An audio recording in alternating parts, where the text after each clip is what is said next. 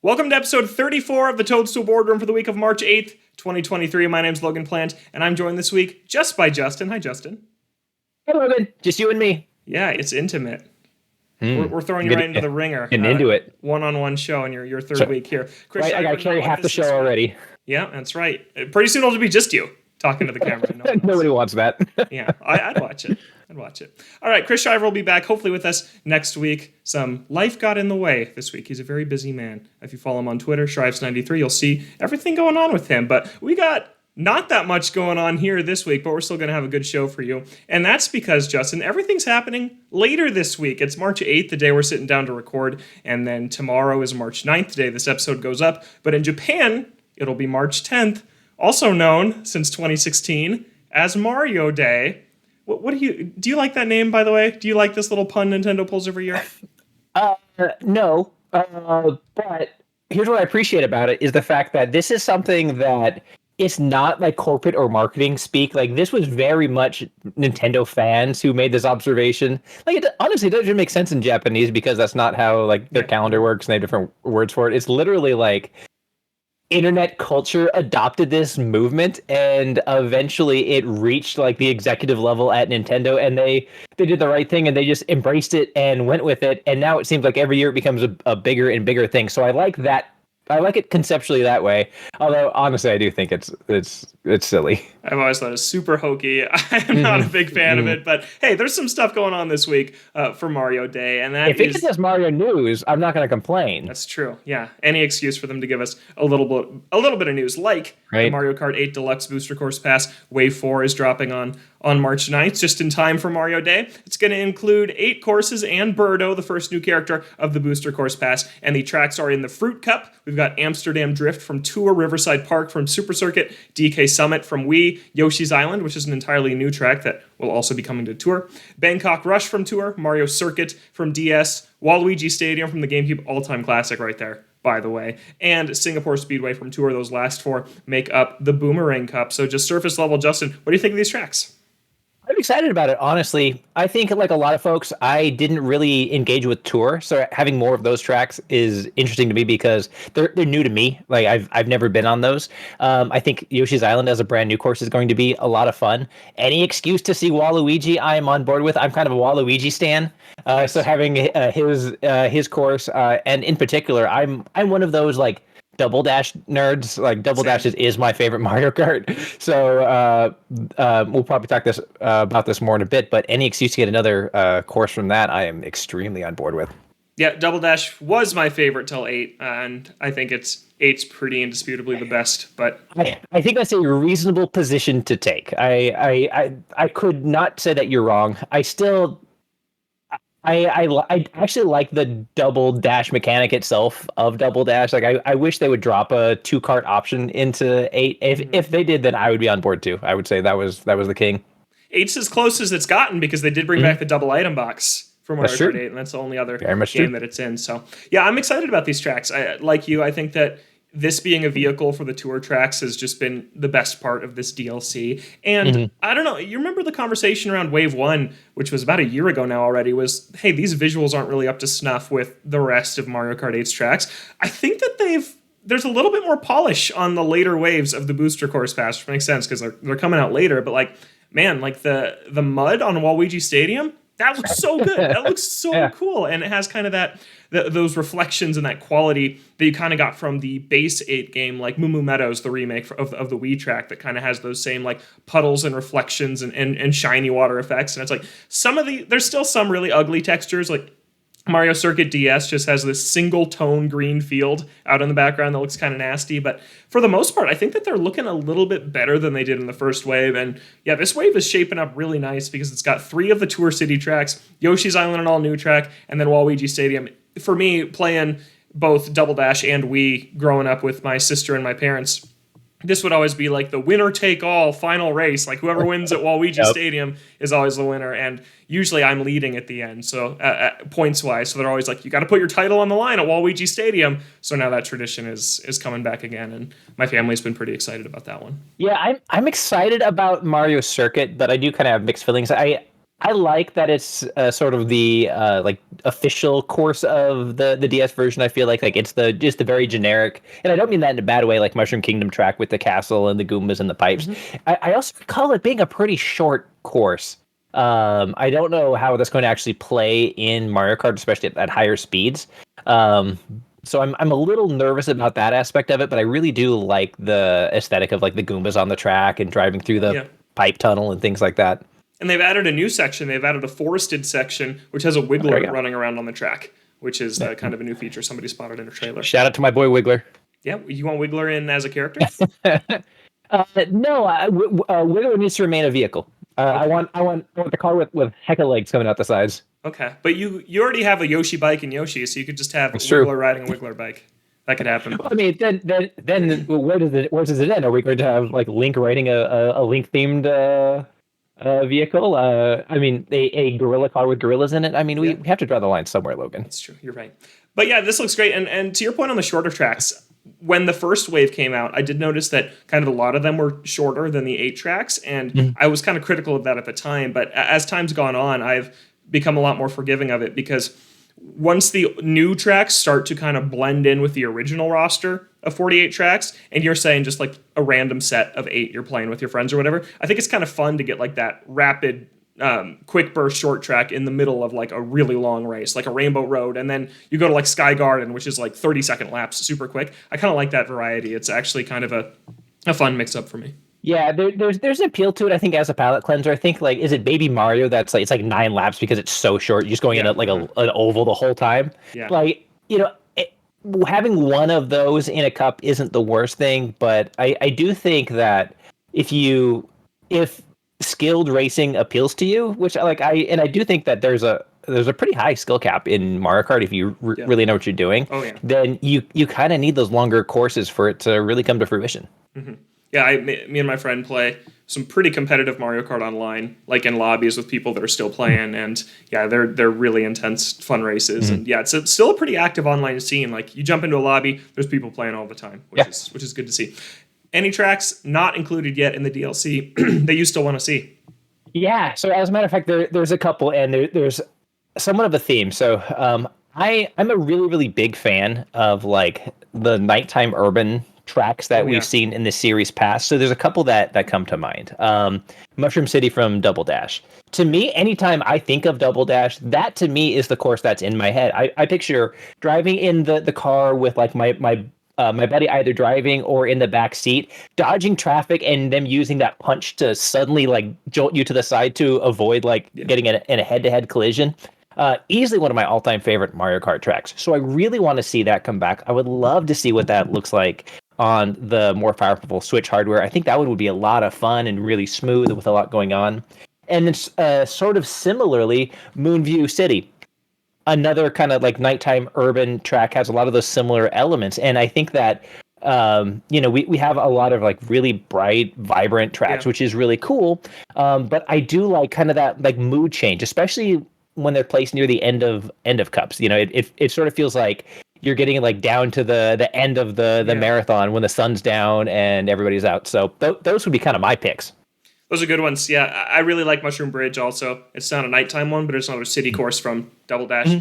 I'm surprised, and I'm sure we will, but we haven't seen a new Bowser's Castle in this DLC yet, and I think that's got to happen. And I've always loved the Double Dash Bowser's Castle. That one's really fun. It has Double Dash. It doesn't always control like the easiest. Like it's pretty slippery at times. And especially if you're playing like I do, which is 2 small characters in the Bullet Bill car, you're just insanely fast and have no control. But it's that really good segment at the end with the Bowser statue who's shooting fireballs across the track. Yeah, that's really cool. Same thing. Like I love the tracks that have more elements for you to interact with that can ruin your day. I want to have to dodge things, and bringing in more tracks that do that is extremely appealing to me. Yeah, and I think that I've kind of been thinking we got 2 waves left after the one that comes out. I'm starting to wonder if we're going to see a second set of these, a second set of maybe not 48 tracks, but I don't know, like we had the first Fighters Pass for Smash Brothers. Everybody thought that was the end, and then boom, at the very end of it, they're like, "Hey, we're doing another one of these." And I could really see that happening again here, because by the time it's all said and done, Mario Kart 8 is going to have a little bit over half of all existing Mario Kart tracks. There are still a ton to pull from, and granted, not as many of them will be new because the tour stuff will be kind of all used up by the end of this first Booster Course Pass. But there's still so much stuff to see, and I don't know. If the Switch is really going to be around longer than people think it is, or even if it's not, maybe if it's backwards compatible and Mario Kart 8 continues to its third consecutive console generation, I just think it makes a lot of sense to do another one of these. It has to have been really, really lucrative for them financially, I think. Yeah, I would think so, and that's probably the biggest determining factor is how well this is done for them financially. You know, Nintendo is a company that really carefully manages its cash flow. They don't like to invest in things that don't have immediate returns. That means that if they're going to put money into something like another pass, this one has to have done really well for them, not just sort of well. And anecdotally, just based on, you know, how live the online community is, the amount of excitement and chatter we see when a new pass comes out, I have to believe that it has done really well for them. So I think the odds of a new pass coming are really good, because like you said, you know, they'll make these decisions much later than we think they will, like the Smash Pass that we thought was dead way before more tracks came out. I mean, like, how long ago did Mario 8 first come out? And we're talking about new content today, right? Yeah. So, as long as it makes sense for them from a business standpoint and from a brand standpoint, you know, taking care of, you know, because they don't want to tarnish the brand at all, I think there's a really good shot we could see more. And I'm super on board with it. And the game is still selling, too. Like, it is still up there on the charts frequently. They still bundle it. Like, it just grows every single quarter. I can't believe it. Like at a certain point, like there are so many copies of this game out. It reminds me of the early days of the Switch when there were like more Zelda sold than Switches sold. Right? We're gonna hit that critical territory where there's literally like one Mario Kart per human eventually. Yeah, because they're just gonna keep selling this game forever and ever. And to your point about how it's done financially, I think that they're not just going to be looking at sales numbers. I think the more important metric for them is this is in their version of an online subscription. This is in the Switch Online Plus expansion pack. And I think if they're looking at next year, because we're going to see Wave 6 out by the end of 2023, they're looking at next year and they're like, oh man, we're running dry on our virtual console. You're not. Just add GameCube games. There's so much there. You're not. But let's say they view it that way. It's like a way to keep people up on that subscription. Just say, hey, 2 more years of tracks. I think that people would stick around for that. So and sometimes we're a little critical of what Nintendo does with their online, and this is an easy win, honestly. Yeah, I've actually been really impressed with the expansion pack. It was not worth it at the start, but when you've got that, you've got GBA, N64, Genesis, all these things, and the Animal Crossing DLC. Yeah, there's a lot in there. There's a lot of good stuff. my perception changed a lot very recently based on what they just did. Yeah. Let's talk about what they just did, which is GBA games. And Metroid Fusion is hitting Switch Online expansion pack. Also, tomorrow day this goes up, March 9th. I have played a fair amount of Fusion. It's another one that I never finished. Came out on GBA, same day as Metroid Prime. So I'll throw to you, Justin. What are your thoughts about Fusion? I'm extremely excited that it's out, and I will say Fusion is a blind spot for me. You know, as somebody who is a huge Nintendo fan, I historically haven't had a lot of access to the handhelds. I've always been like a home console guy. Frankly, that's what I've been able to get my parents to like buy me for Christmas and things like that. Yeah. And so I didn't have a GBA when Fusion was out. I've missed it, and I say that as somebody who thinks that Metroid Prime is one of the candidates, not Metroid Prime, Super Metroid is one of the candidates for the greatest game of all time. I think it's a near perfect video game. And I know that Fusion is considered a very worthwhile successor to it. So I'm extremely excited. I actually downloaded it. It's funny, this is almost a rinse repeat of when I talked about Metroid Prime, because I downloaded Metroid Fusion last year with the intention of playing through it on my Wii U when I hooked that back up. But I ended up playing through Metroid Prime instead. And so that's where my time went. Then I moved on to other things. So I've played the first like hour or so of it, and it absolutely feels like the next game you'd expect after Super Metroid. It controls really well. It's got a really vibrant palette. I think it's going to look amazing on my SWOLED. So it is a game that I intend to play through as soon as I have some time. Hopefully, before the end of spring. Yeah, from what I played of Fusion and kind of just what I know about consensus of it, it is a lot more chatty and a lot more linear than Super Metroid is, and it kind of was the start of that descent into what eventually became the chattiest and most linear Metroid Other M. So it's definitely the start of that. I think Nintendo, in that side of Metroid, the internally developed side, holding your hand just a little bit more. So yeah, but I think it's also, from a narrative standpoint, like the bridge to Metroid Dread. And so I think giving people access to that so that they can follow that story. I mean, frankly, and this is not to say anything bad about the earlier Metroid games, but like the story is so much more about the environment and your experience being so isolated. You could very well start with Fusion and go straight into Dread and honestly be pretty well caught up on the story of Samus and Metroid and where it's at. Yeah, and Dread gives you a very good recap kind of everything leading into it. But yeah, with Fusion, all 5 main Metroids are now on Switch. It's not the remade versions of 1 and 2. Finally playable. Zero Mission isn't there yet. It should be. It should be there. They didn't confirm that as their GBA lineup. I'd be shocked if it doesn't show up, though. And then it's not Samus Returns. It's the original Game Boy version of Metroid 2, but it's very cool that they're all there. So here's my question for you, Logan. Is the last year, maybe plus a couple months depending on when Dread came out, the greatest year in the history of Metroid in terms of like games that we can play? It's tough to say because Prime and Fusion came out on the same day. So it's hard to look at that and be like, oh, well, that wasn't, yeah. That's true. But I mean, they've now released within a very with a very narrow window of each other, and with how great Dread was, like as you know, as a long-suffering Metroid fan who is old enough to have played it since the NES, and has gone very, very long stretches with nothing. It feels like we're like suddenly feasting. We've clawed our way through the desert. We've survived a couple of mirages, and all of a sudden, like there's this giant buffet in front of us, and promise of Metroid Prime 4, whatever the state that's in, and a belief that like there seemed to be a lot more buzz around Dread than Metroid usually has, and it feels like there's a lot of potential that it's going to continue. Like it feels like we're in the promised land, and it feels amazing. Yeah, I forgot to mention this a few weeks ago, but Nintendo launched an official site for Metroid, metroid.nintendo.com. Incredible. It's live now. It's crazy. Like only like Kirby has that, and Zelda has that, and Mario, and like Mario Kart, but like that's it. Like there's not a ton of individual sites. They make them for specific games, but for a franchise, like that's rare. That's rare for Nintendo, and they are giving Metroid that treatment. And then I'm a little surprised that with how shortly after Fusion came out, it wasn't included in that day one GBA lineup. So Fusion and Prime came out the same day again. Like I was like, they were so close. It's like, how did they not pull that off again? But maybe they wanted to give Prime its moment in the spotlight before Fusion. Just really let's try and get people talking about Metroid for like 2 straight months instead of just like that a couple concerts. Which I hope that's what they did, because that's a brilliant strategic move. Because like I Metroid Prime had its moment in the sun, and it was all everybody was talking about. It was just blowing up on Metacritic. And I think that we're at that point now where a lot of people have started to wrap it up and are hungry for more. And it's such a perfect time to release Fusion. Yeah. And then, I mean, I don't love to talk about the rumor mill on this show, but the rumors have always been saying Prime 1 and then 2 and 3 later. So maybe, and it makes sense with 4 coming out at some point. It makes sense to get that whole series there.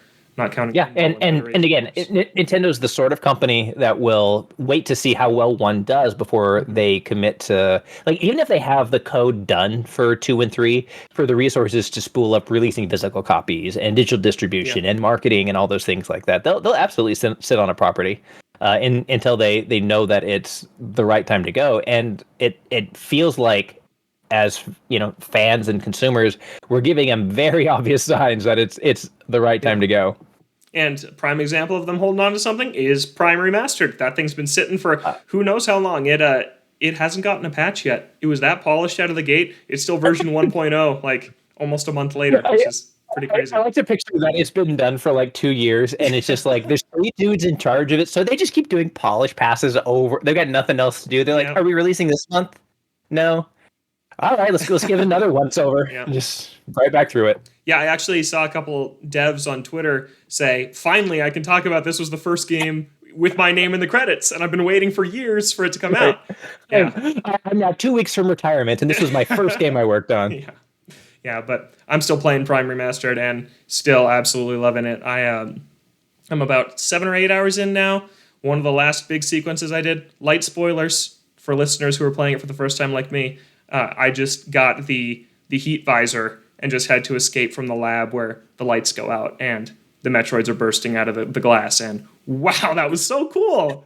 Yeah, and dude, low key, this game is scary. Yeah, I was feeling that. I was like, okay, am I just a wimp, or is this actually a little bit horror infused right now? Yeah, no, there's very much there's horror elements to it, and it like they knew what they were doing. Like they knew turning out the lights, and even when you see things with the thermal visor, like you're seeing silhouettes and things are breaking through glass. Yeah, man, this is a straight up horror games at time, and it's really well executed. Yeah, so very good there. All right, another thing happening tomorrow is the Mario movie is getting its final trailer. This is a Mario movie direct, no game stuff, just the Mario movie. March 9th, 2 p.m. Pacific time, and this is it. Last trailer before the movie comes out in early April. Do you want to see any more of this thing? Because I'm at the point where it's like, this is a 90-minute movie, and you've shown me 10 minutes. Like, pump the brakes. I'm good. Yeah, no, not at all. I'm so completely sold. I previously worked in sales for a long time, and there's this whole principle of like, shut up when you get the yes. Like, you're not going to sell me on something that you've already sold me. The only thing you can do is start to like talk me out of it. So like, just shut up. Like, I'm extremely excited for it. Every trailer that they did show has just ratcheted that up more and more. But like, I'm saturated, man. I'm like 10 out of 10. You don't have to say another word. I'm in. I'm in. Yeah, absolutely. And then we'll be talking about all this stuff next week once it's actually here. So look forward to that a week after the fact. But then Capcom and Level 5 are both holding showcases within the next 24 hours. We're going to see Mega Man, Professor Layton, Fantasy Life, and a lot more. And the Mega Man stuff's going to be that Battle Network Legacy Collection, which I know people are excited for. And then Layton, I'm extremely excited for. That was one of my favorite series on the DS, and I'm super excited that one's coming back. So, yeah, there's a lot happening. Yeah, and I will say Capcom has done a really good job with these legacy collections. As a huge Mega Man X fan, I have both Mega Man X legacy collections, which are really well put together, have fun extras. I thought the Mega Man Zero legacy collection was extremely good. I forgot how freaking hard those games are. They are hard as heck, but in a good way. Great quality of life improvements and things like that. So I have every reason to believe that these newest ones are going to just continue that trend of being excellent collections. Cool. All right, quick PSA now before we get into our listener questions, and that's turn on your Wii U, as multiple users are reporting that their console is bricked with no way to fix it after it's sitting idle for several years. So, yeah, plug that thing in. I still have it hooked up all the time. I turn it on at least once a month probably, so I'm safe from this, but man, there's not many out there, so this thing could be expensive. I saw that go out on social media, and I was so glad that I dug mine out last year and hooked it up. Because it would be such a tragedy, because there are some games that will only ever be accessible on the Wii U because of its unique controller interface. So every Wii U that dies is like one less that's available, and there frankly aren't that many out there. Yeah. And those games, by the way, you only got 2.5 weeks left to buy them. So maybe next week or in 2 weeks on the show, we're going to do a big Wii U 3DS show to talk about. We should do a buyer's guide. Yeah, we should. Here's everything you need to buy before it shuts down. Yes, I actually already wrote a buyer's guide for IGN.com, so I'll just pull it up and we'll read through it. And that's it. Do the show. Yep. All right, let's get into our listener questions. A lighter week, so thanks to the three of you who sent in questions for giving us some content. You can always email us toadstoolboardroom@gmail.com or send us a tweet on Twitter @toadstoolbr. So this first question comes from Cody, who says, aside from Amiibo, action figures, statues, plushies, anything like that, what's your favorite gaming collectible that you own? And I'll add another one, not the games themselves. I don't know if you picked any that were games themselves, but like Majora's Mask Collector's Edition on N64 is one of my most prized possessions. And I recently just got the Majora's Mask First 4 Figures statue this week, and I love it. I love it so much. I don't like the game very much, but I love the mask a lot. But Justin, I'll start with you. What do you got to show off? Yeah, I've got a couple of things, and I did try and go a little bit off the wall, a little bit unique. So I'm going to show this one first. It's a vest. Oh, and I know a vest is a weird thing to show off, but if you look, you'll see the little like Nintendo seal. So these are the ones that Nintendo employees wear, and it was actually a gift that was given to me. So in my day job on outside, the other side, or is it just the back? No, it's just puffy. Okay, cool.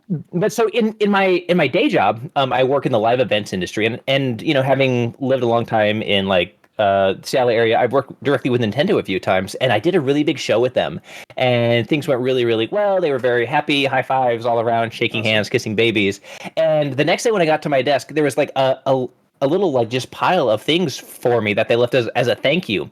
And one of them was so everybody who was there, all of their employees, all the internal Nintendo people were wearing this exact vest. And so when I get to my desk, there is a Super Nintendo Classic and this vest there waiting for me. And so like it's been a treasured possession of mine ever since. Like do I wear a vest? No, but it occupies that position of honor in my closet because it's this like, I've never seen them out there in the world. I don't know that anybody outside of like Nintendo buys them or gets them or like how accessible they are. But it's the very first time where I've actually gotten something like directly from Nintendo, like from them to me, like not me a consumer, but me personally, and it's been I'm honored, and I will keep this thing forever because it's a reminder of like this very like touching special moment where this company that I grew up loving like very specifically and directly showed some love right back to me. Yeah, that's very cool. I like that vest. It's nice. It's subtle. Yeah. When it comes to gaming clothing, I like a lot more subtle things. Like I don't like things with like huge logos and words on them. I like things that's like if you know what it is, it's cool, and if you don't, it's just some design. So yeah, it's cool. It's just a little exactly Nintendo my style. Do you think that an employee just took it off and gave theirs to you, or do you think that they brought a new? You know what I will say. So if you ever have the chance to work directly with Nintendo, it's a very cool thing, and they're an extremely conscientious company. They are a company where nothing is willy-nilly, everything is well thought out, everything is careful, and I don't mean that in a way to indicate that it's like contrived. It's extremely thoughtful. Like there's a lot of thought and care that goes into everything that they do or say and the plans that they make, and like having planned events with them, it is all done with like a lot of attention to detail and a very clear idea for what they're trying to do and convey. So yeah, no, like I don't think somebody was like just walking by like, here you go. We should give them something. Jimmy, give me your vest. Dang it. Yeah, very cool. All right, what you got? I'll go next. This is, I think, just a Club Nintendo reward from back in the day. Club Nintendo, for you youngins out there, these games came with codes that you could enter for points, and then you could redeem them for physical rewards instead of just Switch profile icons and discounts on games. It was pretty cool, and one of the coolest ones they ever did, speaking of Majora's Mask, was a Majora's Mask official CD soundtrack, and I just love this. I love this art on the cover, very cool. And then the disc itself is a close-up of the mask. I just think it's a very cool little piece. And yeah, I actually just dug this out the other day because I was like, I still have that somewhere around here. And then I went and found it, and I don't have a CD player except in my car, so I have not listened to it. But it's a cool little thing. And something else I didn't dig out that I would have brought was I went to E3 2017 and 2018, were my first two E3s, and the lanyards that year were Super Mario Odyssey and Super Smash Brothers. And I just kept my little tag on there from the site I was writing for at the time, and I have those stuffed away in a box somewhere too. That I have all of my PAX lanyards from my media badges for similar reasons. Yeah. All right, what's your next item? All right, next one. A little bit physically. Oh, I want that. They're still selling that, and I've never bought it. I've thought about it. Yeah. So this is the Creating a Champion book for Breath of the Wild. As longtime listeners of the show, and by long time I mean at least 3 weeks I've been here, will know I think Breath of the Wild is probably the greatest game that is ever made. It is richly detailed. They go into weapons, areas, enemies, and you can see how they came together. You can see lots of concepts. There's a great page where they show a lot of concepts of Link before he became the version that we saw in the game. And there's one with a guitar. I love the pages and pages. See if I can hold that there, of weapons and those designs. Yeah. There's a lot of great notes about how those things came together, and I absolutely love the art style of Breath of the Wild. In fact, you may occasionally see a peek of a tattoo, and the tattoo is 100% inspired by Breath of the Wild. And in fact, when I was trying to figure out what the artwork was going to look like, I would spend nights just sitting in front of this book, flipping through pages, trying to find inspiration and ideas and how I wanted to do it. And like I've read that entire thing cover to cover. My son has read it cover to cover. My wife thumbed through it because she wanted to offer tattoo opinions too. Nice. It's like I have a number of art books and collectibles because I have bought a lot of collector's editions. Nothing holds a candle to that, though. It's actually why I'm holding off from the Tears of the Kingdom collector's edition, is I'm hoping that some sort of similar book from Dark Horse Comics gets made for that game, because I have Hyrule Historia, which is just also a phenomenal Zelda book, in kind of the same series, same publisher. So yeah, you are a wiser man than I, because I'm going to be a sucker and I'm going to buy both. Yeah. And that has the Spirit Orb in it, right? Exactly what I was pulling out. Nice. Let's see it. All right. So I just need 3 more of these, and I'll get a little more life. Nice. Stamina or hearts? What are you picking?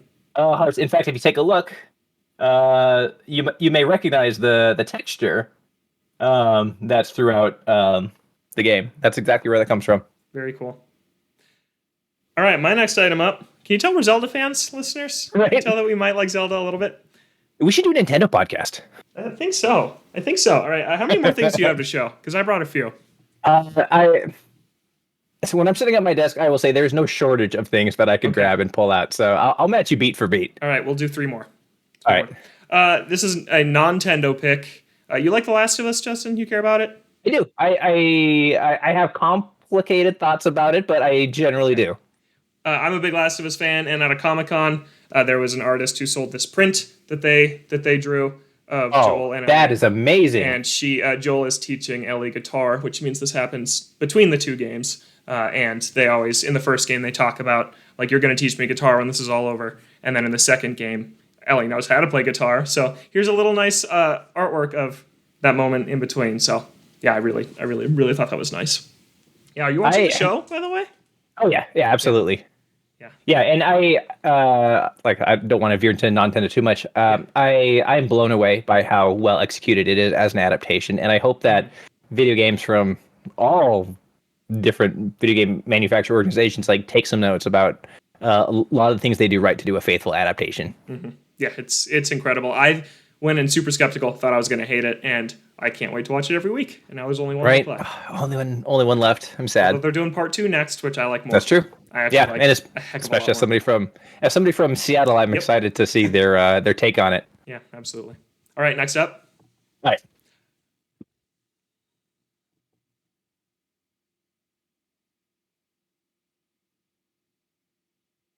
Nice. The Lego NES. So I bought this. I pre-ordered it before it came out, and arrived pretty much as soon as the pandemic started. So I spent my first several days just at my kitchen table, have this straw cowboy hat I was wearing because I look like a dork when I'm doing it, just plugging away at this. And the engineering of the folks at Lego is incredible. I like to think I'm a somewhat sharp guy, but I can't these guys are geniuses. Yeah. So obviously I've got the little CRT. There's the little console as well that has a cartridge that you put in, and it has a little hinge where when you put it in, you push it down. If you haven't seen this before, it's a little CRT, and there's a little crank, and when you turn it, it moves, and Mario will actually track the surface, and so you can actually run through level 1-1. Entirely in analog Lego blocks. It's amazing. And so, this is obviously the sort of Lego kit that you don't, break down and put all the pieces in the bin. This is going to stay as the Lego NES as long as I'm alive.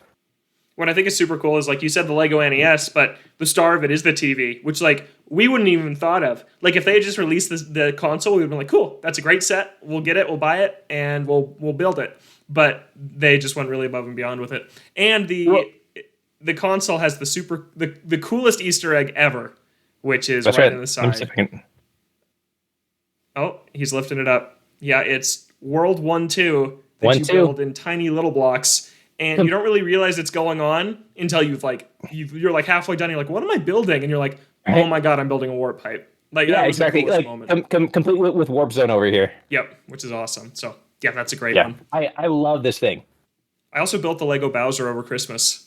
Solid. Yeah, it's very cool. I love the whole Lego Mario like integration. Honestly, Nintendo was so protective of their IP, like understandably so for so long.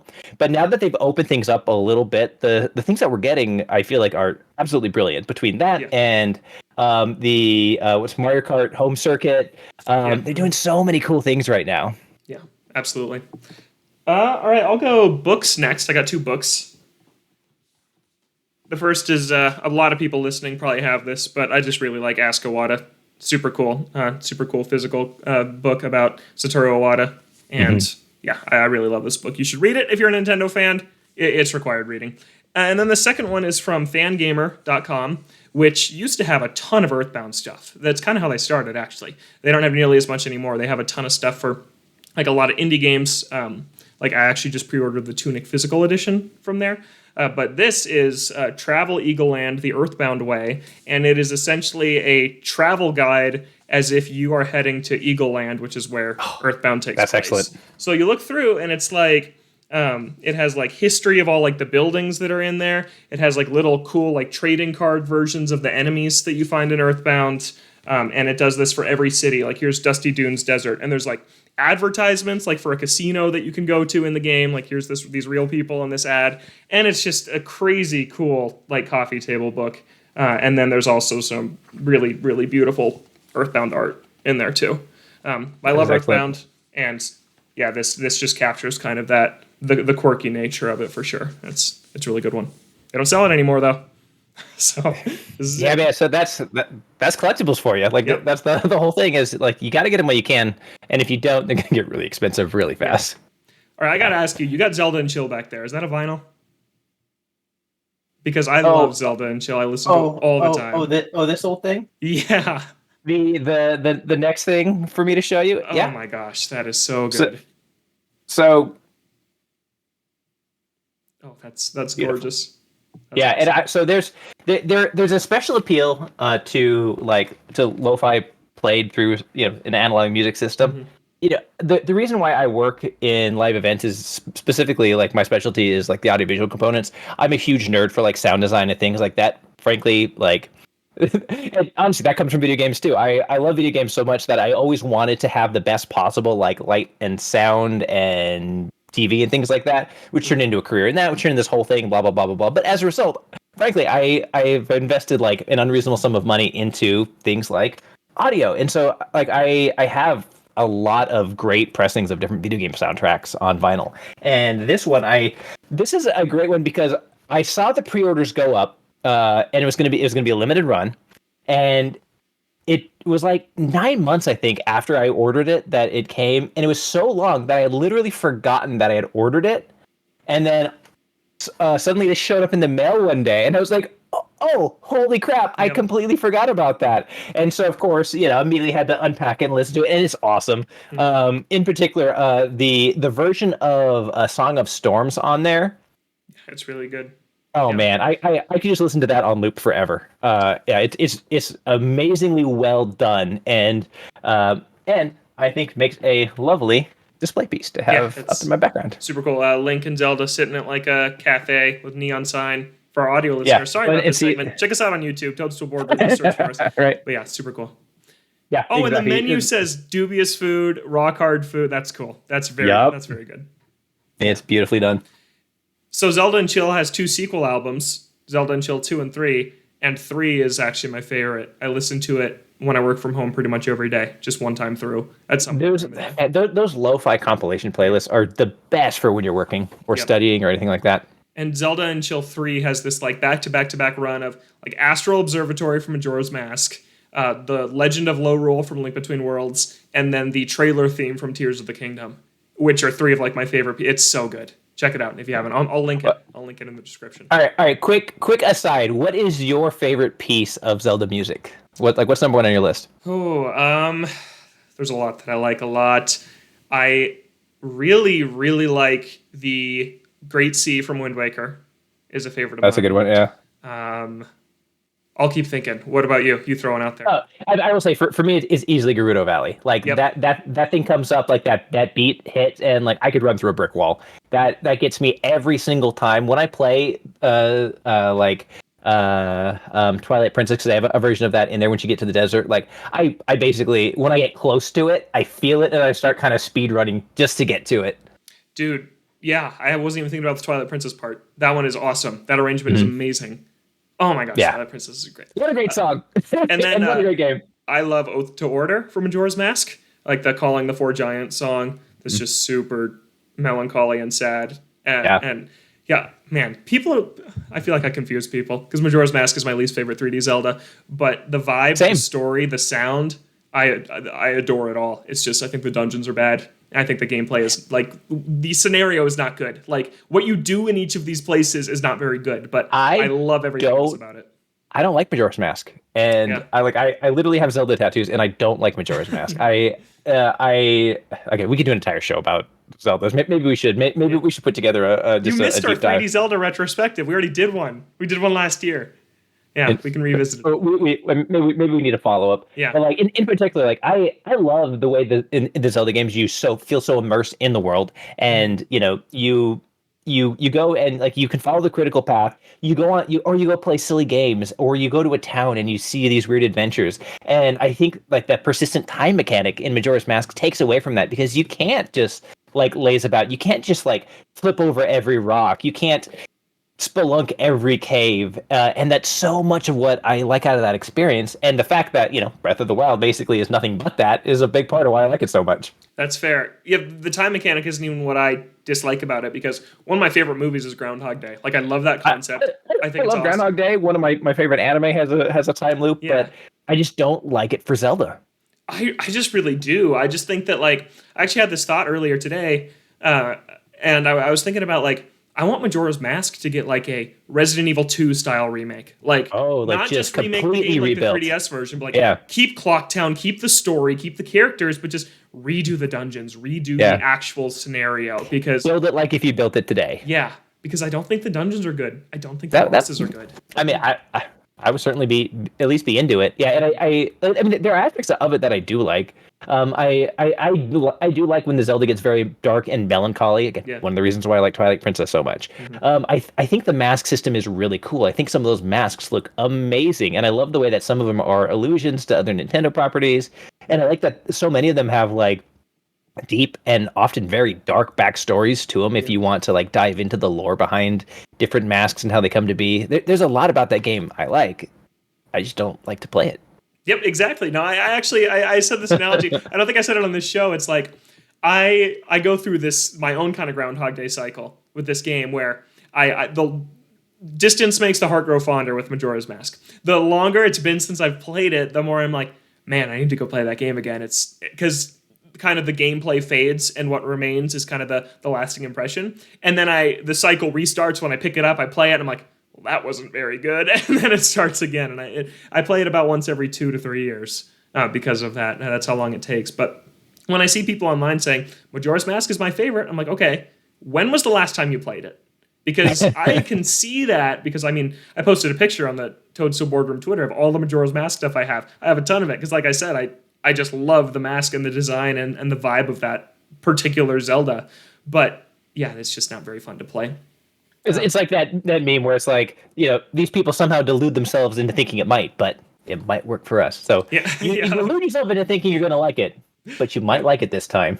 Mm-hmm. I remember even being like a kid, like I was like 3 when Majora's Mask came out, and I just remember going downstairs and opening the cabinet where we stored all of our games, and just pulling out the box to Majora's Mask and just looking at it, because I just loved looking at it. And it's like, well, now I just look at it on my wall every day. Like I'm the same person 20 plus years later.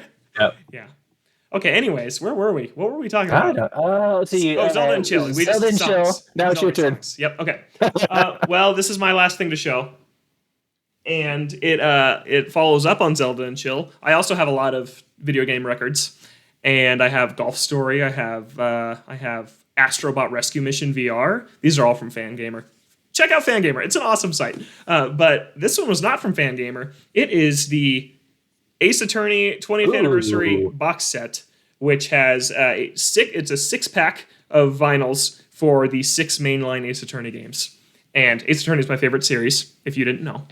And each one just has an amazing sleeve with art specific. I was going to ask if we could see some art. Oh, look at that. Yeah, and then a track list on the back with the courtroom.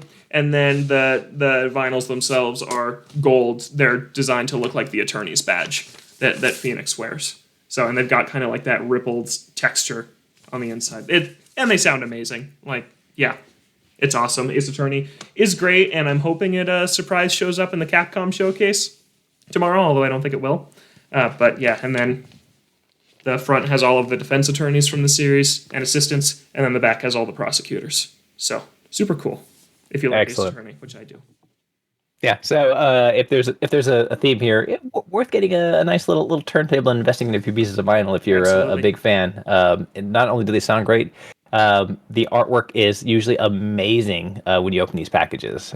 It's like that's like honestly half of the experience really is grabbing it and looking at it and taking it out, and the whole like ritual and process behind that. And I love the way, and look at that. This is part of why I can nerd out about like sound and like audio equipment so much, is like so much of it when you do it is like, you know, you can't just hit play on like your phone or your MP3 player, what have you. Like you have to intentionally like take this out and set it up, and it puts you in this place where you sort of intentionally have to like pay attention to what you're doing, and it sets you up to really like deeply listen to the music rather than having it be background noise.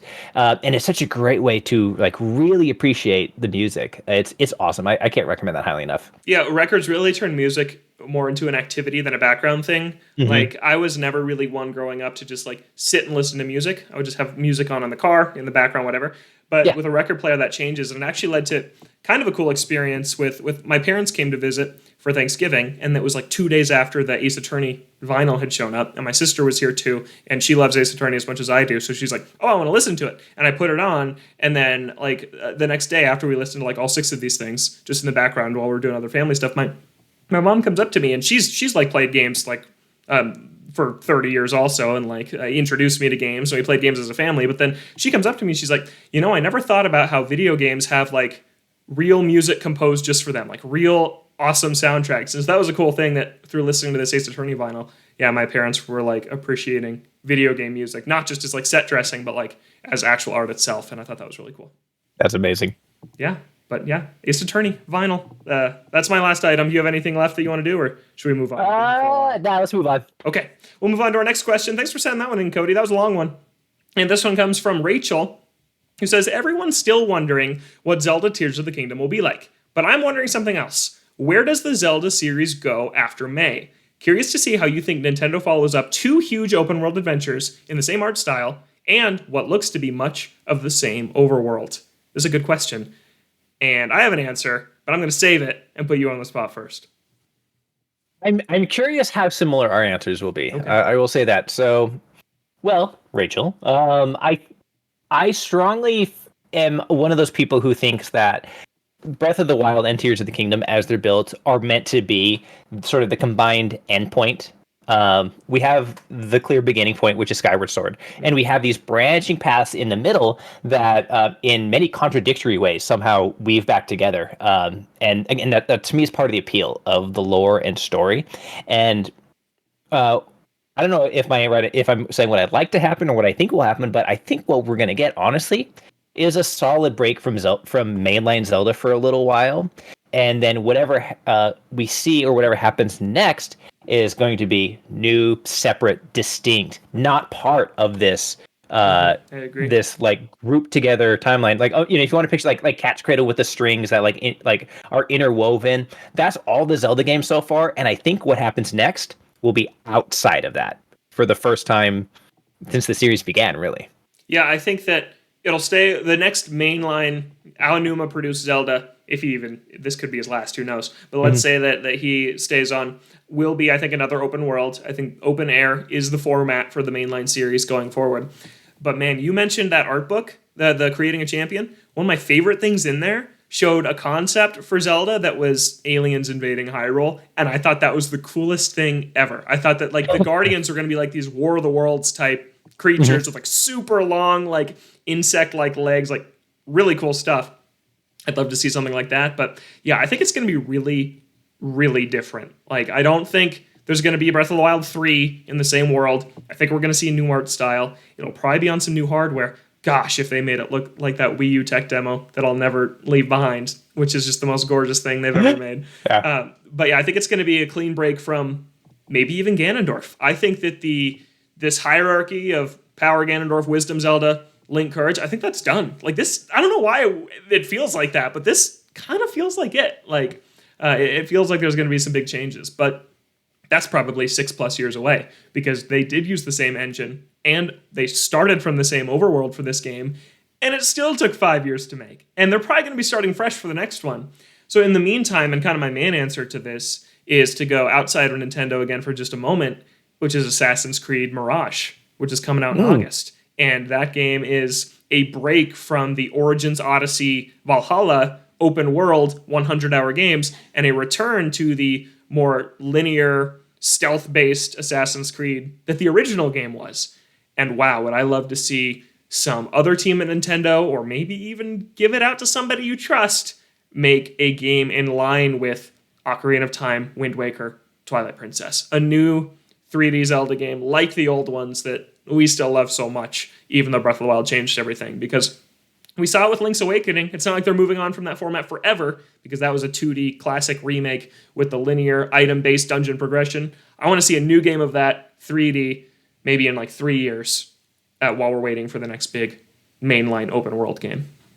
So I guess my follow-up question to you then, Logan, is there a place for the mobile style Zelda games now that we have, because we don't have a distinct mobile console anymore, and some of the better Zelda experiences have been portable games. Yeah, man. Remake Link Between Worlds. Come on. Bring that game to Switch. That game is so phenomenal. Yeah. Yeah, or Oracle of Ages. I think there's absolutely room for a 2D. I think with Zelda, I just want to keep seeing them be weird with it. Yeah. And they have been. I mean, Hyrule Warriors, people thought was weird. I really like those games. Age of Calamity, I think is great.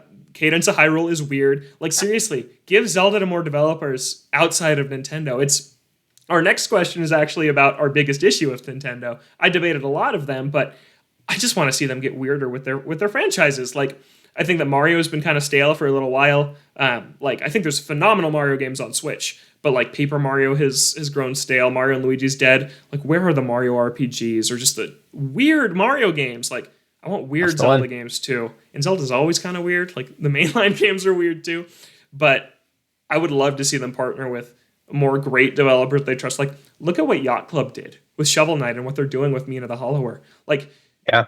What we see whenever Nintendo hands a franchise to someone else, there's exceptions where it doesn't pan out. But even if the game isn't great, you can tell that the developer that had it knew what they had, respected what they had, and put everything they had into making it great. Like, I look at what Mercury Steam did with Samus Returns and Metroid Dread, or what the Cadence of Hyrule team, or what the Crypt of the Necrodancer team did with Cadence of Hyrule. Like, there are these examples where it's like, you farm out a franchise to someone, they're like, oh my god, I get to work on Metroid, I get to work on Zelda. They're going to put everything into it. And I think with how long we're seeing between mainline games now in every series, like, these kind of checkpoints along the way of new titles are really necessary for franchise care. Nintendo's been good at it on the Switch. Like, there's 6 Zelda games on the Switch with like physical box copies. But after this year, I want to see some more experimental stuff, a return to the classic 3D formula. I think there's so many ways you can go. Yeah, and I think you're exactly right. I think that when they partner with folks, there is a sort of an understanding of the gravity of that. I mean, even look at when they were first showed off like Mario plus Rabbids, and you had the developer getting outwardly emotional on stage, right? I think that for folks who work in the games industry, like you're there for a passion, but it is a job, and it's easy for a lot of things to become work.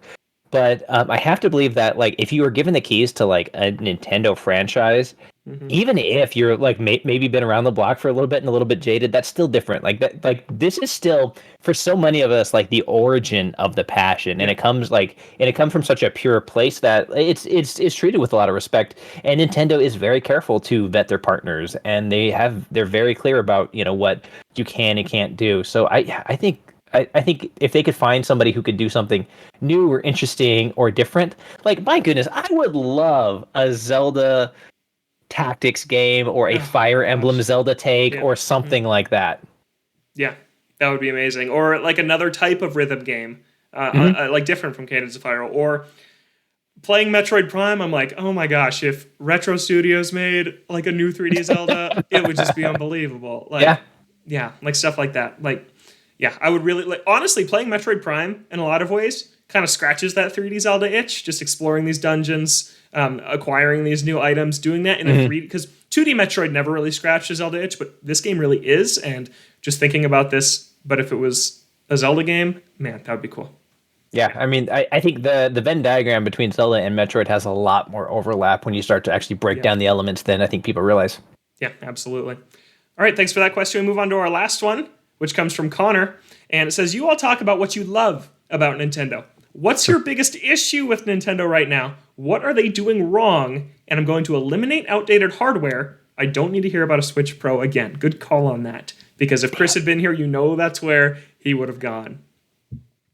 What do you got, Justin? Anything? Yeah. I mean, I will say my feelings are pretty similar with Chris's there, but I think that there is a tendency with Nintendo right now to be very limited in how experimental they're willing to be, like similar to what we talked about before. If you look at things like the NES era, we had Super Mario Brothers, and then Mario Brothers 2, which was a reskin of a completely different game that has like entered the permanent like Mario lexicon. Yeah. Then we had Mario from that game.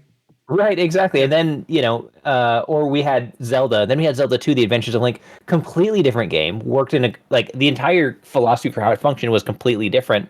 And we don't see that nearly as much nowadays. And I think that's unfortunate. I think that so much of what makes Nintendo special is the fact that they take a lot of risks and they do a lot of things that don't necessarily pan out. We mentioned before that they're a company that is very, very careful about managing their bottom line. They're famous for having like a large war chest of cash and carefully managing their cash flow, which is how they've stayed in business for over 100 years.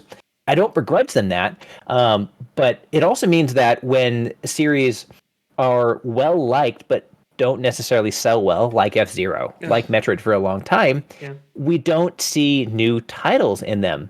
And so, I want them to be willing to like take a bath on things, take a couple of risks, and let things not work out. And if you make something and it doesn't sell amazingly well, but it's well liked and it sells okay, be willing to see if you give it a second shot, if a sequel is enough to bring it up to that next level. I mean, Assassin's Creed wasn't Assassin's Creed until Assassin's Creed 2. There's a lot of examples of games that do that, where the first one comes out and it's almost a proof of concept. And it builds like that sort of an identity and a brand, and then the sequel comes out, and that's when it blows everything out of the water. And Nintendo, for as many things as they get right, I think one of the things they get wrong is they don't give games the opportunity to do that.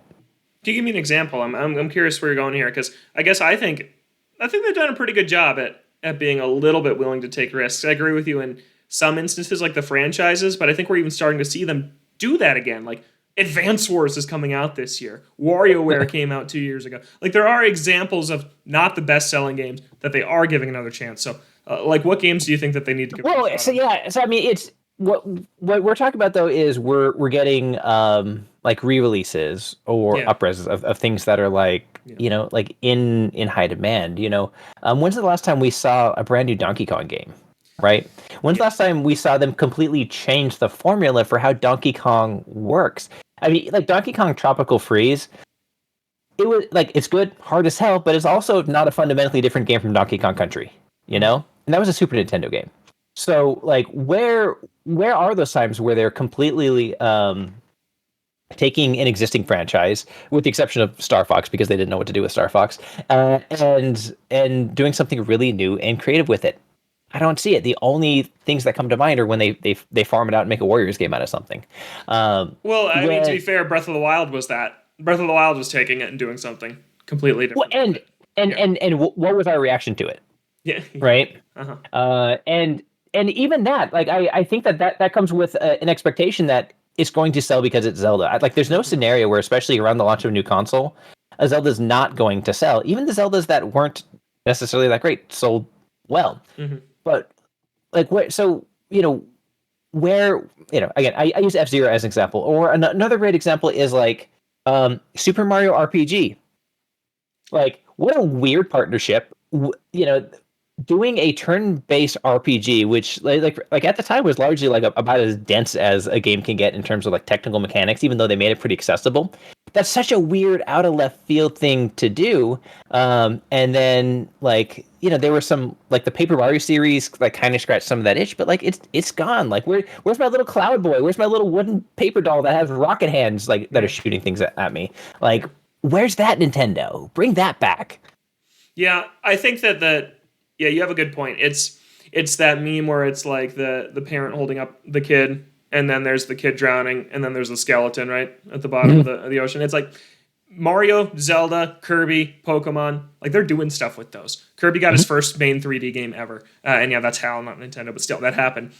Breath of the Wild was a huge change, and then there's spin-offs for Zelda also. Mario had Mario Maker, which was, I think, a pretty different step for the series. Again, it originated on the Wii U. That's a credit for the Wii U, not the Switch, to get a sequel there. But then Odyssey, I think, is phenomenal, and to me, changed the 3D formula in meaningful enough ways for it to feel innovative. But then when you go beyond that, it's like, oh yeah, if you do see a franchise, it is always kind of the same. Like it is. And if it's not in that category of guaranteed sellers, right? Because like a Mario game will sell because Mario's on it. Yeah. So where the experiments that don't involve him, that's what I want to see. And like they have a lot of great brands they built up over the years. Everybody always talks about like Mother, perfect example, right? Yeah. Not a giant moneymaker for them, but like let's do something with that. Yeah. Well, we're actually going to be talking about a very experimental thing they're publishing this month. So they're starting to do it. Just maybe not a game you're particularly interested in. We'll talk about that in a second, though, because I got to give my answer. Yeah. Which is, I thought about this for a while, and there's some nitpicks I have here and there. I absolutely hate the borders on Switch Online games. I think they're disgusting, and I never want to play them. But like little things like that bother me. I can't mind. But I think the Joy-Con debacle is not good. Like the quality of those things has not been high enough this generation. Like there's little issues like that, but I think thinking broader, what I really settled on today was Nintendo, of the three major publishers, is not even close in dead last in terms of accessibility. And it's not even close. Like we have seen Xbox and Sony, Xbox publish the accessibility controller. PlayStation just announced Project Leonardo, which is an extremely customizable controller for people with disabilities. And this is a thing that these companies take losses on these, right? These are not financially profitable things for Sony and Microsoft to do, but they're very important things for them to do. And they've done them. And obviously, yes, from a purely business standpoint, it's good PR for them to do that. Like, it gets them goodwill in the community. But still, it is a risk for a company to take a financial loss. And they do for these accessibility controllers to give the widest audience possible access to their games.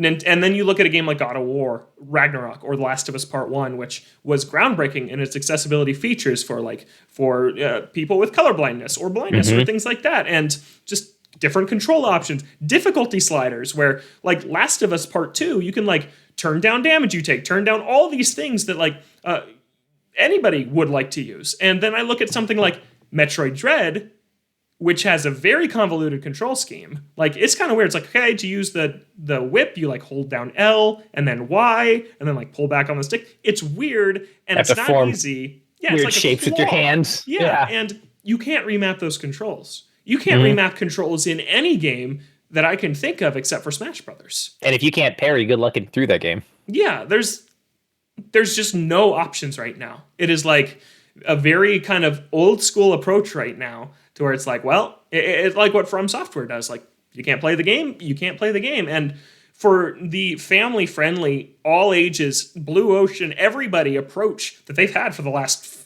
16 years since the Wii and DS came out, it's just surprising to see them lag behind so far compared to PlayStation and Xbox in terms of accessibility. It's like, it's just shocking. The first thing I do when I boot up a game is I go to the options because I'm weird like that. Like, I don't know if you do that, but I go to the options, I make sure subtitles are on. I do that every time.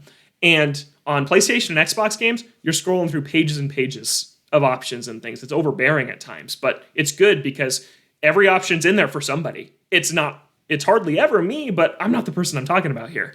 And you go to a Nintendo option and it's like, okay, audio, stereo or mono. Stereo or mono, I was about to say that. That's it. Like, that's it. And yep.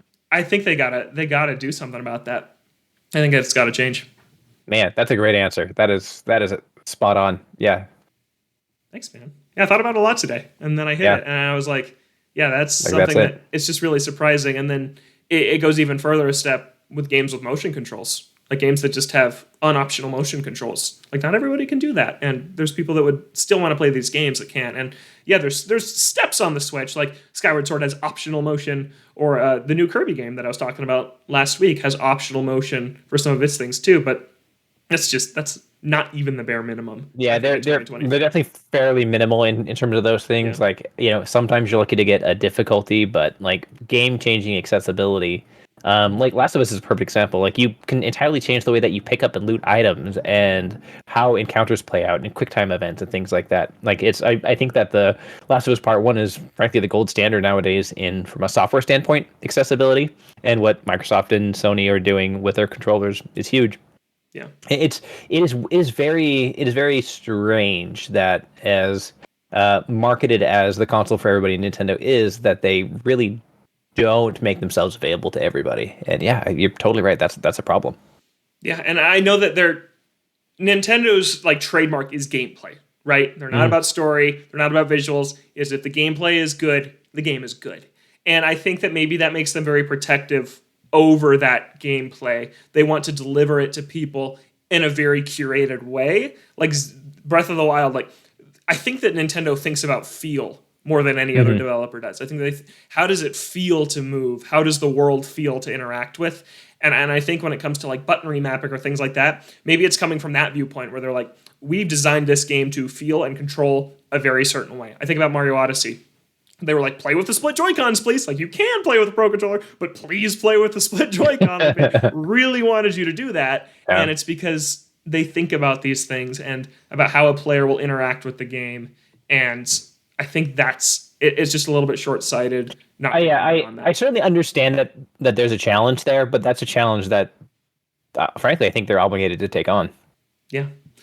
Thanks for that question, Connor. Thanks for all those questions. That was a great everybody. Segment. Please, if you want your question read on the show, email us, toadstoolboardroom@gmail.com, or find us on Twitter @ToadstoolBR. We're going to wrap up the show with some quick impressions of Bayonetta Origins, Cereza, and the Lost Demon. It has a demo out on Switch today that I sat down and played before the show. It's coming out on March 17th, so that's 2 Fridays from now.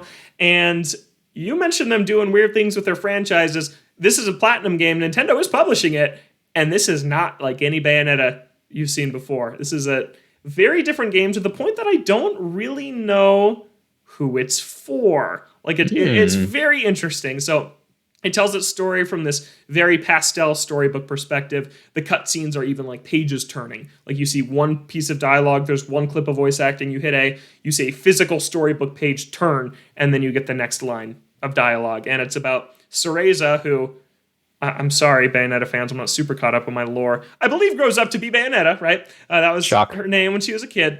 She's like in the first game that I played like 6 years ago. But it's about her going through this forest to earn this like magical power to save her mom. That's the setup. But what she does it with is she has this little stuffed cat named Cheshire, which is also a name Bayonetta fans will know, and she can use her dark magic to turn Cheshire into this giant animated, hulking, stuffed animal demon hybrid beast. So then you're moving around as Cereza, and you're moving around as Cheshire. And the big hook to this game is you're doing it at the same time. You have Bayonetta, who you control with the left stick, and you have Cheshire, who you control with the right stick. It's very Brothers, A Tale of Two Sons, the Joseph Fares game before A Way Out, and It Takes Two, where you're controlling the two brothers with the left and right stick. Or for Nintendo fans, it's like the Animal Crossing game in Nintendo Land, where you control the two cops, Copper and Booger, at the same time. But anyways, so you're controlling them at the same time, and what Cereza can do is she can stun enemies, and then you actually have to attack them with Cheshire. And then those are the combat sections. So it gets a little hectic. I'm sure you'll get better with time as you play.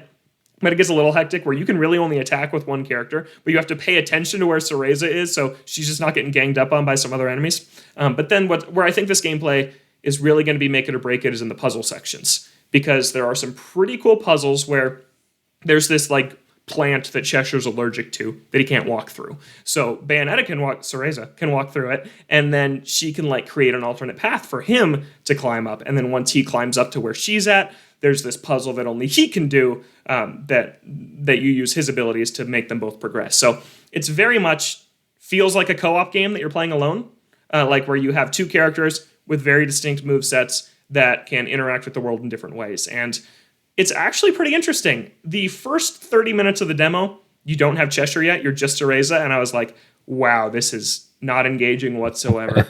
They're having me do very menial tutorial tasks like, this is the start of the game and your progress transfers over. So they're having me do things like, go get this pail of water and bring it to me. And then you just walk like 15 seconds, grab a bucket, walk back. It feels slow, it doesn't feel good. And I was like what's the point of this game right now? And then when you get the cat, it's like, it kind of opens up everything because there are some really unique puzzles with it. And I think that I'm kind of anticipating as you go along, they'll get more complex. So it's interesting, but I don't know who it's for. Like, is it for Bayonetta fans? Is it for a younger audience? Like, it's just a really weird thing that Platinum just made and is releasing like 6 months after Bayonetta 3. And yeah, it's kind of an interesting thing.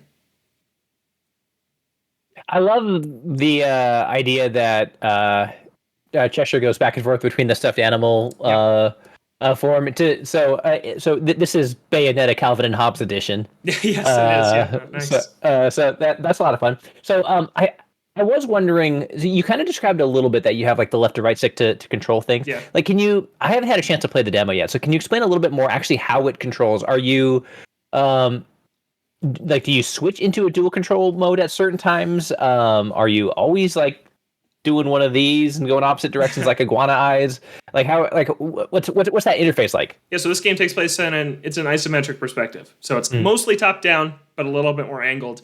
And that's so the camera, kind of like Smash Brothers, zooms out depending on where characters are at on the screen. And when you're just controlling Cereza, it's interesting. You don't use face buttons or the D-pad in this game. You use the D-pad for recovery items, but for actual action and interacting with the environment, you use the 2 sticks and the 4 triggers. The 4 shoulder buttons. Okay. That's it. That's what you use. And so Cereza is the left stick, L and ZL. And she moves, she interacts with things with L, and she attacks things with ZL. Or she stuns things with ZL. And that's it. So when you don't have Cheshire out, you're using the right stick to like swirl him around Cereza's body, like kind of like a third limb almost, like where he can like reach out super far and like grab things that she can't reach, grab onto like jump points to launch them, like kind of like he pulls back and then like launches them across gaps. So that's what you're doing when Cheshire's not out. But then you hit R to unleash him, and that's when you enter kind of the dual stick mode where Cereza's controls remain the same with left stick, L, and ZL, but now you move Cheshire with the right stick, and you recall him back to the plush mode with R, and then you attack with ZR. So that's it. Gotcha.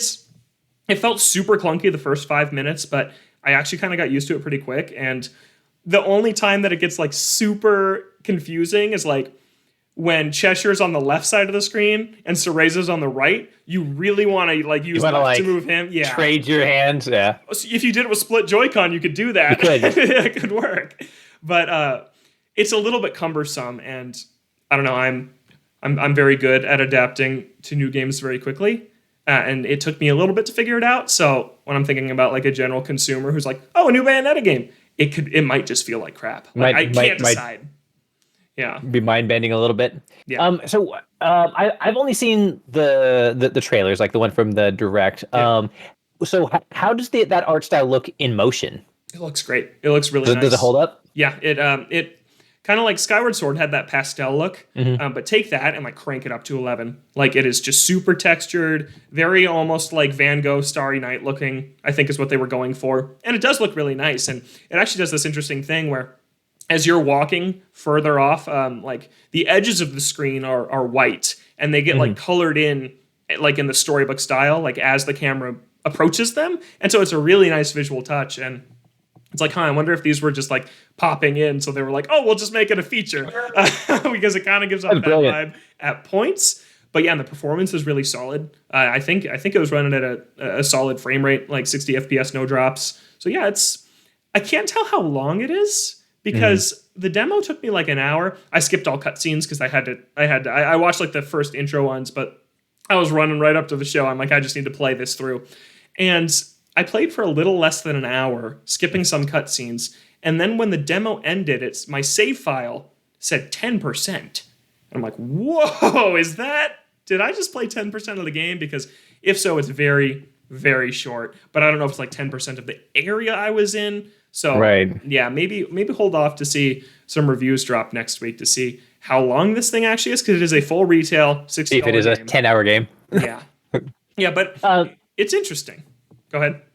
What was the mix of combat to exploration? That's one thing I've been able to tell from demo so far. It's more, I think that I would say this is puzzles first, combat second, no exploration. Like, it is maybe it opens up later, but the demo is a linear path through this forest. There's no branching paths. That might change though. I think it might get to a point where there's some optional areas, just the demo didn't have them. But yeah, you're mostly solving environmental puzzles to platform through, like kind of splitting up the two characters, making sure they stay close enough together while you're solving these puzzles too, because if they get too far apart, you lose. It does like this countdown timer, and then it like resets you to the checkpoint. And then there was like 2 to 3 combat encounters in the demo, and the combat was actually super flashy. Like Cheshire, when he so the game is super like cool colors. It's like greens, blues, purples, like forest at night. But then Cheshire is bright red. So when he's tearing into these enemies, there's like these claw marks ripping through the screen that are like orange, fiery, yellow, and red. And it looks really cool. It looks really nice. It's like, I can see that Platinum Games made this. Like, it definitely has that vibe. But the combat was just pressing one button. I don't know if he has like a skill tree or something later on, but for now it was just like you hold ZL to stun them with her, and then you mash ZR to beat them up with him. So it feels secondary to the puzzles, which I did actually enjoy a little bit. But yeah, for me, I don't know how this one's going to turn out. I think it's like you were just talking about. You're just complaining like you want Nintendo to take risks. Well, this is them doing that. Nintendo funded this game. They're publishing this game. It's cool to see Platinum kind of branching out, making something different than the action titles they usually make. So I'm all on board and support them making it, but we'll see how it turns out. Yeah, that's Bayonetta Origins coming out on Friday, March 17th. And Justin, that's our show. We made a long show out of very little this week. We did. Yeah, nicely done. The gold star goes to the listener questions, though. They were the MVPs of this one. Yeah, thanks for getting those in. I'd love to answer questions every week. So yeah, please, if you have anything, send it in. Keep them rolling. There's no bad questions. We'll answer anything. So yeah, I do prefer like the thoughtful ones, like that we can really get into, like all of them today. All of them today were like that. Good questions today. Yeah, but just like, do you think we'll ever see a new F-Zero? My answer is no, and I'm sad, and then it's over. So try to like not. Why does a plumber wear white gloves? Yeah, that's a good one. That's a good question. But yeah, send those in. toadstoolboardroom@gmail.com. That's another episode of our show in the books. A weekly show here on Thursdays at noon Pacific, 3 p.m. Eastern. Next week, we'll be talking about the tracks in Mario Kart 8 that will be out, the final Mario movie trailer, and whatever else happens in the next few days. But for now, you can find Justin online at KOREIS on Twitter. You can find myself at Logan J. Plant. You can find Chris at Shrives93. Thank you so much for listening. Have a great week. We'll catch you next time right here in the Toadstool Boardroom.